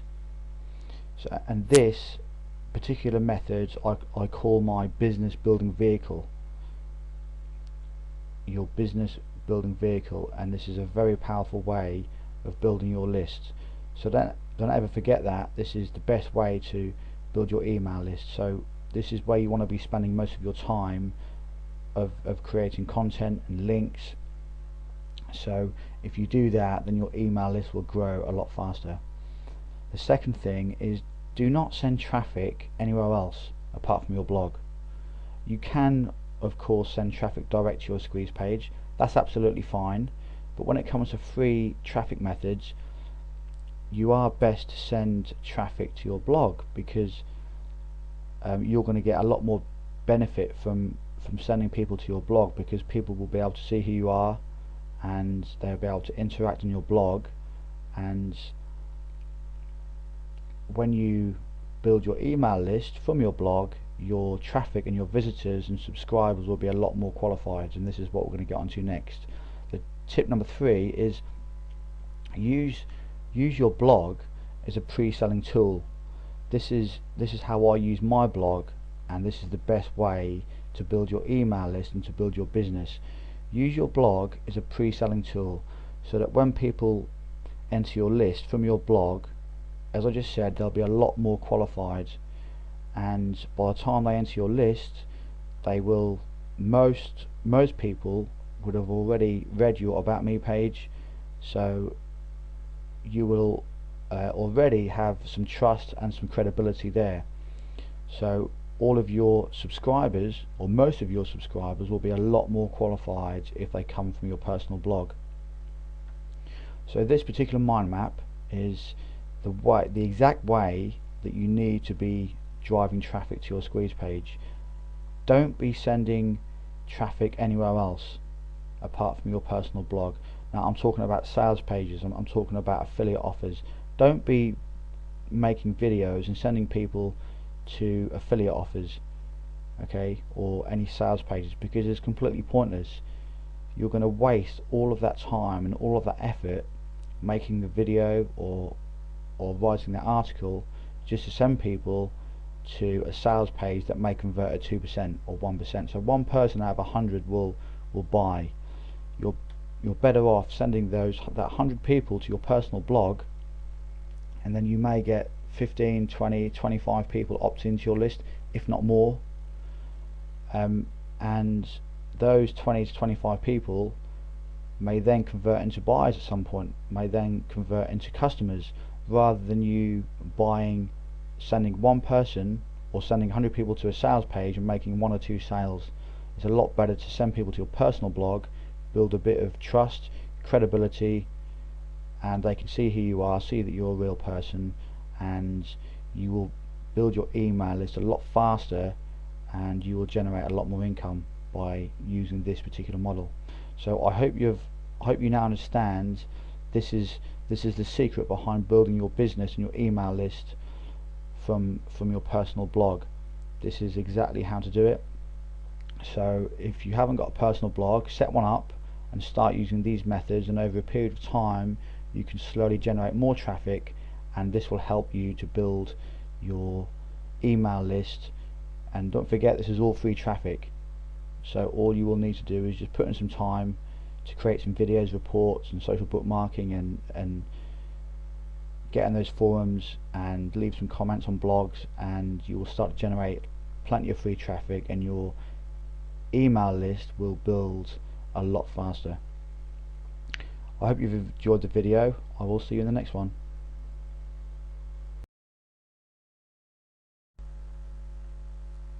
In this video I'm going to show you how to use your autoresponder to set up a brand new campaign, and also I'll be giving you lots of tips as well. The first thing we need to do is come to our autoresponder to set up a brand new list. Now this is going to be showing you exactly how to set up a new list for your free gift and for your product. So this is going to show you how to set up a basic list so that you can start building your own email list from your blog and from solo ads, as I've shown you. If you've already got a list set up, then it's still worth watching this video, because I'm going to show you how I set up all my campaigns, so you may be able to take a few extra tips and find out exactly how I set up my campaigns. So it's definitely worth watching, even if you've already set your campaigns up for your products.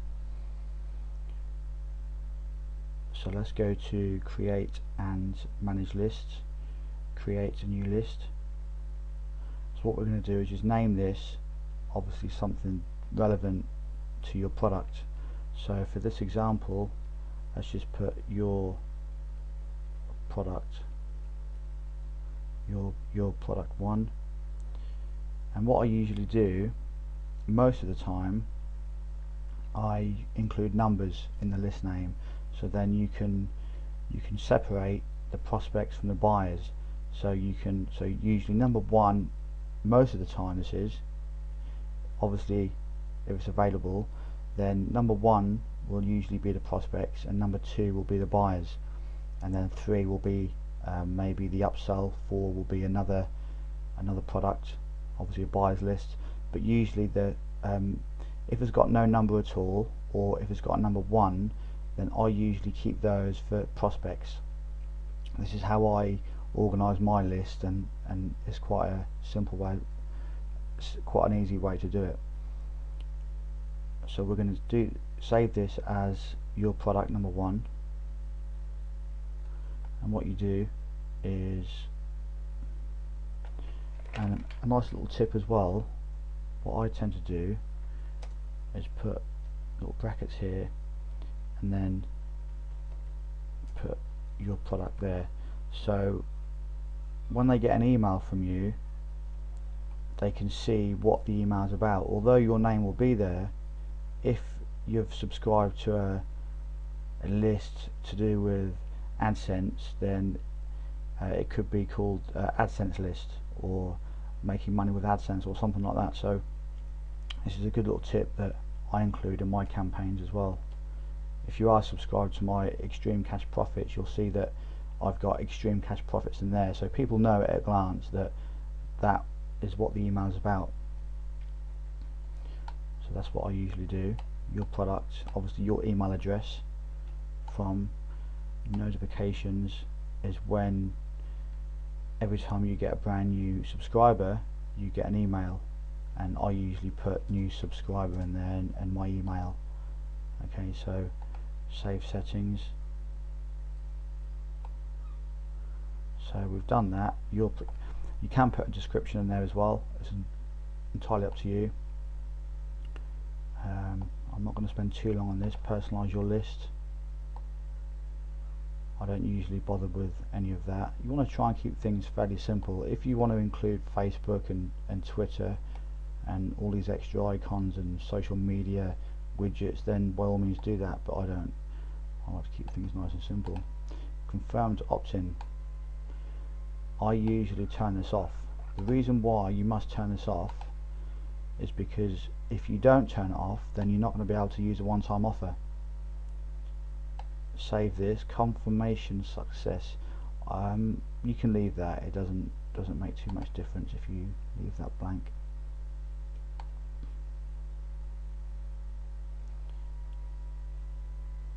Right, so we've done this. Confirmed opt-in. So what we do now, we've created our new list, which is your product number 1.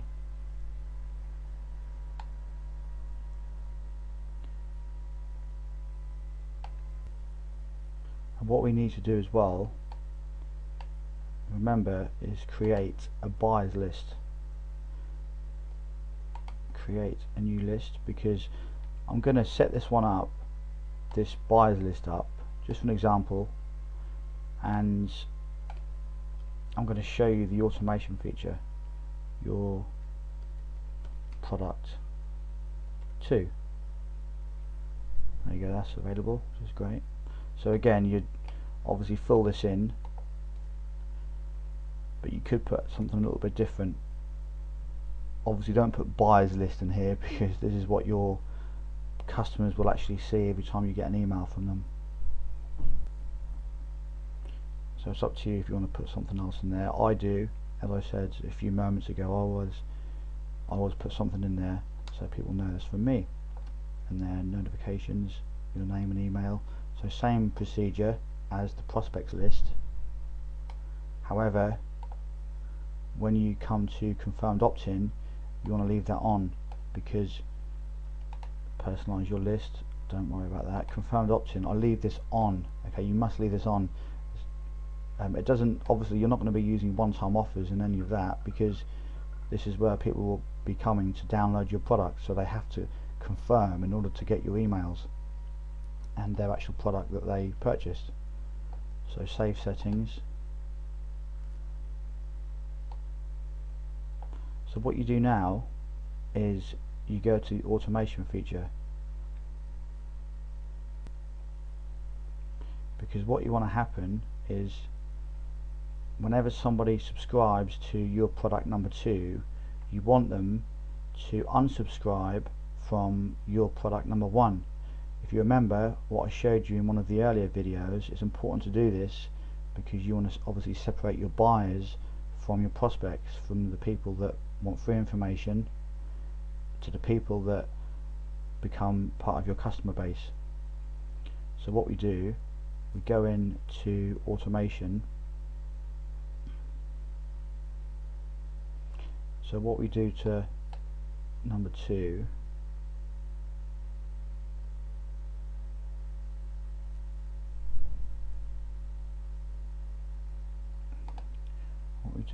we'll go to your product number 1 and then unsubscribe from your list product number 1 when lead subscribes to product number 2. Now this is the secret to automatically, remember what I said, your sales funnel needs to work on 99% autopilot. So this is what you do, save automation rule. So as soon as somebody downloads your product or opts into your download page to get your product, they will automatically get unsubscribed from your prospects list and they will be on your buyers list. So this is very important. Okay, so that's vital that you do this step. Now if we go to web forms, if you can see now that we're on your product number 1, so this is going to be your prospects list. We obviously need to create a web form. Now I'm not going to create anything fancy, I'm just going to do this quickly, very quickly, for an example. So we come in here, and what I do as well, this is another little tip, I always put first name only. This is what I usually do, because I don't like when people put their first and second name in. It confuses things. This is basically how I do it, so if you want to copy exactly how I set my campaign up, then by all means you can.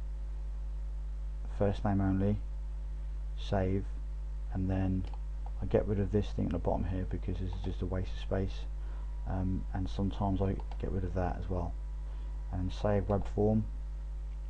So first name and email is all you really need. Remember, this is the web form that you're building now so that you can put on your squeeze page. So what we do, settings, name this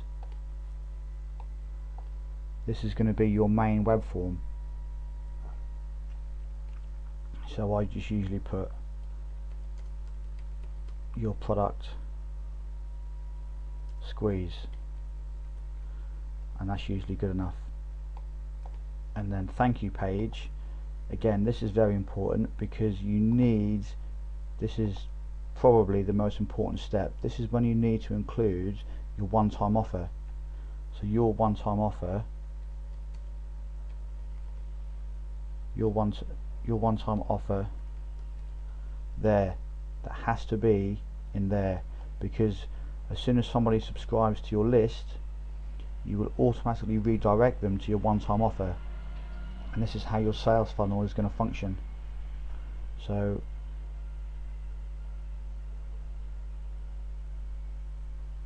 you want to save your web form, so everything's done. It doesn't appear to be valid. Okay, so let's just put let's put google.com in there, but this is obviously going to be your one-time offer.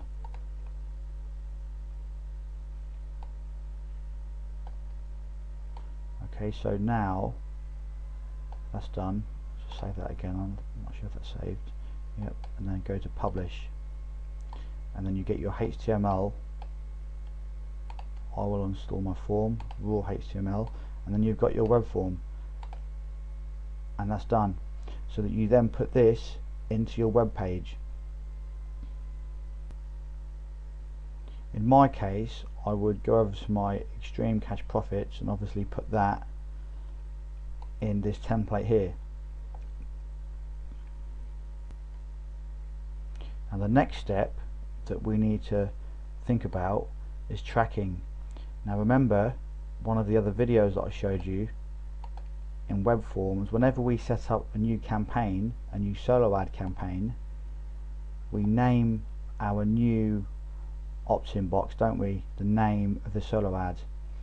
Now this is your main squeeze page, so this is obviously what you're going to direct traffic to. But every time you set up a new campaign, like for solo ads, and this also applies to different areas on your blog. Again, this is another vital tip. So say if you've got a blog and you have a sidebar and you've got an opt-in box in your sidebar, you can set up a brand new tracking link so you can track opt-ins just from your sidebar. Obviously it's all going to go to the same list, because this web form will create opt-in forms based on this list here. So it won't create any problems. All of your traffic will still go down the same funnel, but you'll just have different opt-in forms so you can track, and so you can identify the most profitable areas where your subscribers come from.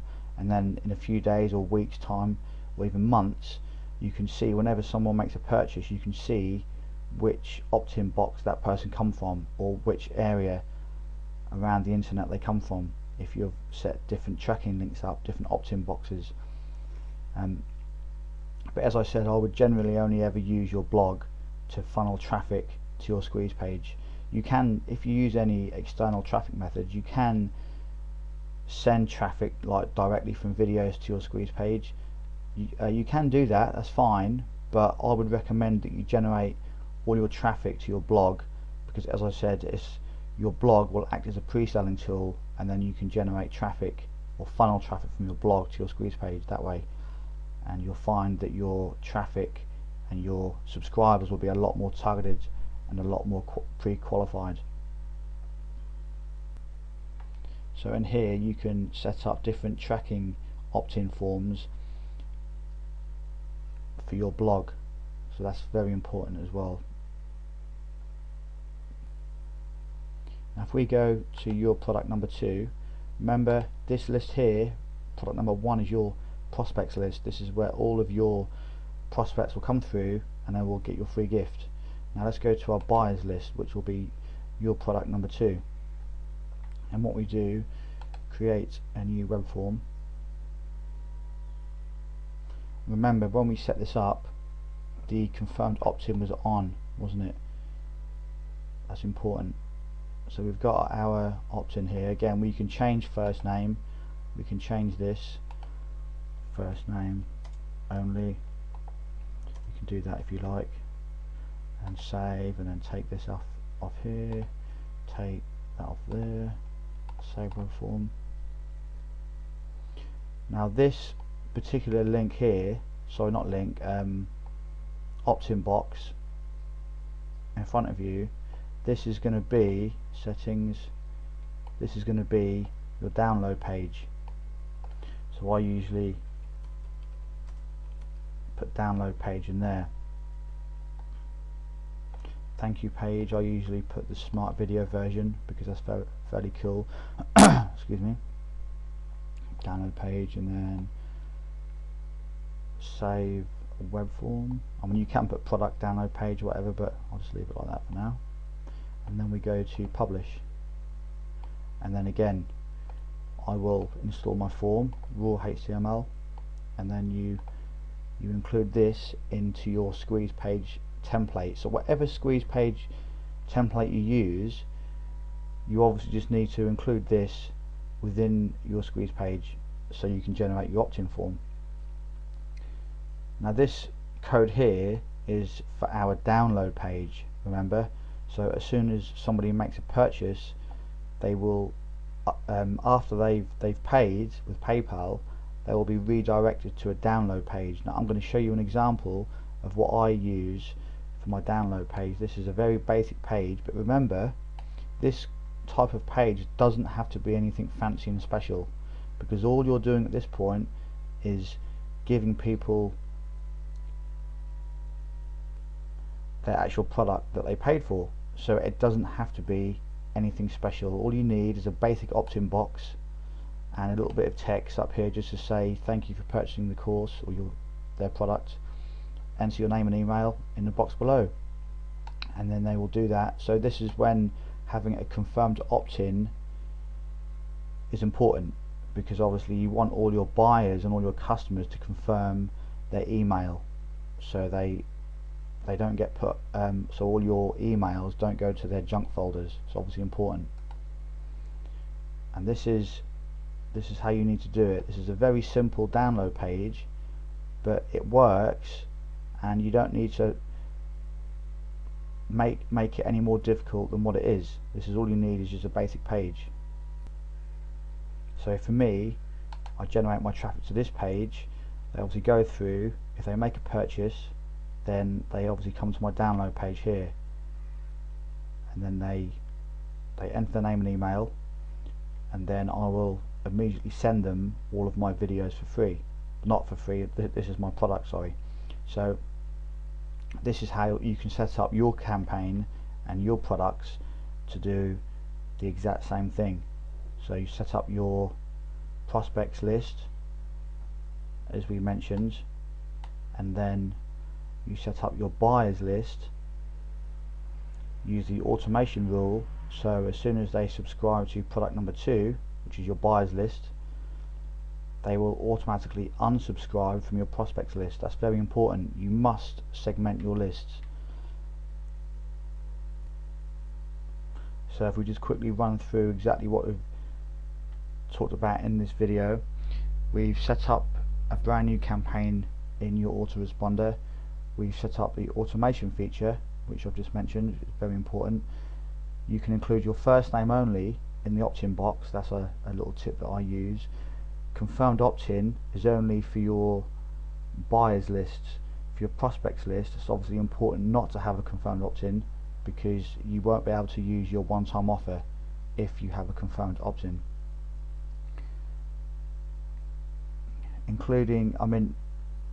Using your confirmed opt-in, you can still send people to a product after they've confirmed, but it generally doesn't work as well if you send people to their email first to confirm, and then you send them to a product after that, a one-time offer. It doesn't work as well that way.